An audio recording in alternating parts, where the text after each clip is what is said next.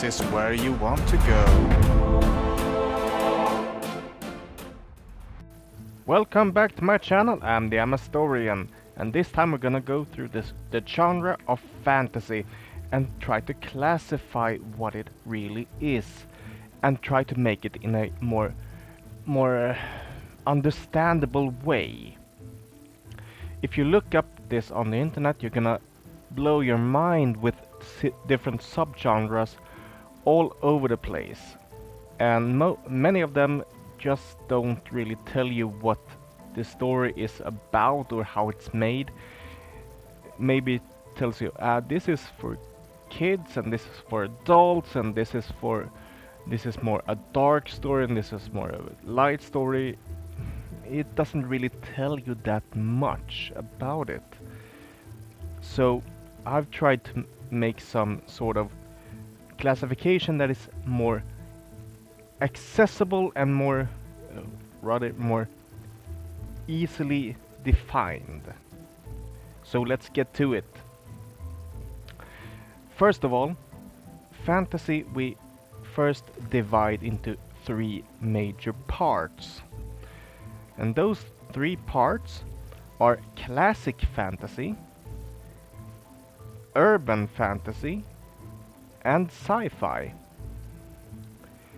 And we're gonna divide these parts up into parts in a moment.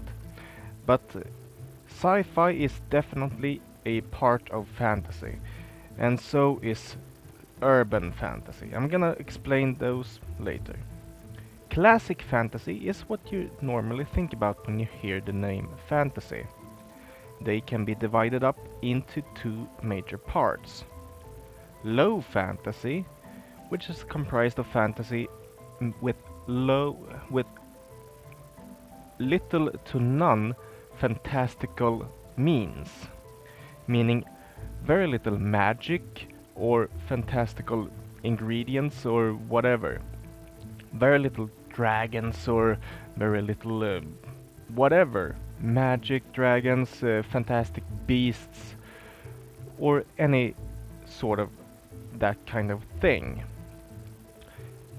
One book series, and that is very common when referring to this, is the Song of Ice and Fire, meaning the Game of Thrones. Another subgenre here is high fantasy. When it's a lot of this type of fantastical means in the comprising of the story, you have a lot of it. And one major book series that when you look at high fantasy, this comes up right on the top, and that is Narnia. Come on, Narnia has gotta be on top here. So many fantastical creatures and other things. You cannot throw a rock in that thing and not hit something. Okay, you can't do it.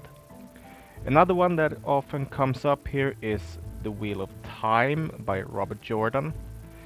Yeah, I can see that. But these genres, subgenres, tend to flow together quite a bit. The book series I'm reading right now is The Farseers by Robin Hobb.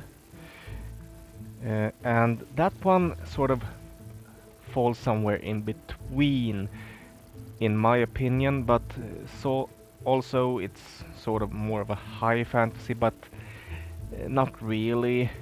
So this is very flowing. Even in Song of Ice and Fire, there's still dragons and there's still this wraiths or whatever they're called, these ice monsters from the north, whatever, and they're giants and stuff. Yeah, they are, but they are not that common in the book series or in the movie series. Therefore, it is low fantasy, and that is classic fantasy. All of that is we classify as classic fantasy. What about urban fantasy? Well, urban fantasy is fantasy within a urban society, a modern urban society, where we have a normal society as we look out the window today. And the first one that falls in here is something that many people just don't realize is actually fantasy. And that is superheroes. Plain old superheroes.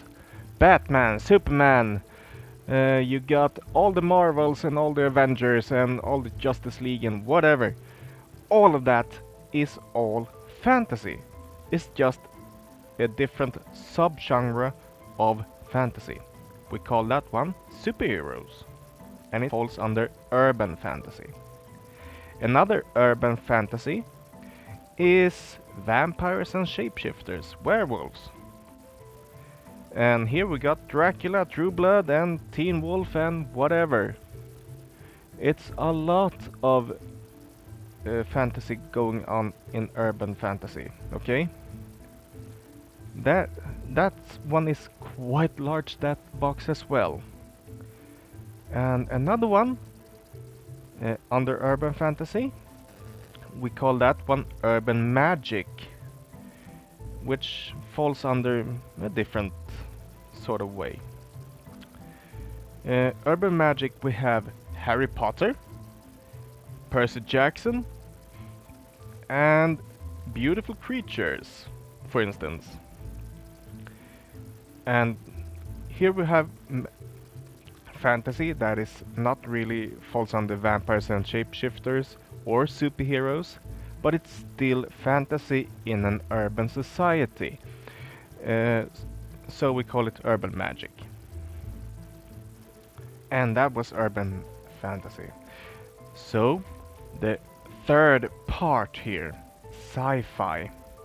Now sci-fi, some people don't agree with is fantasy, but I think yeah, it is fantasy. It's just a different part of it. Fantasy usually, sci-fi can be divided up into two major parts: the future or present day. When we look into the future here, we can see stuff like Minority Report or cubic equilibrium. Now that is just fantasy that takes place in a movie or a plot that takes place in the future. Therefore it's sci-fi, therefore it's fantasy. But we can take that a step even longer and take it into space, like Star Wars or Star Trek. So there we have fantasy inside space. Or we can take it to the present day. If it's taken into the present day, we have two major subgenres to that.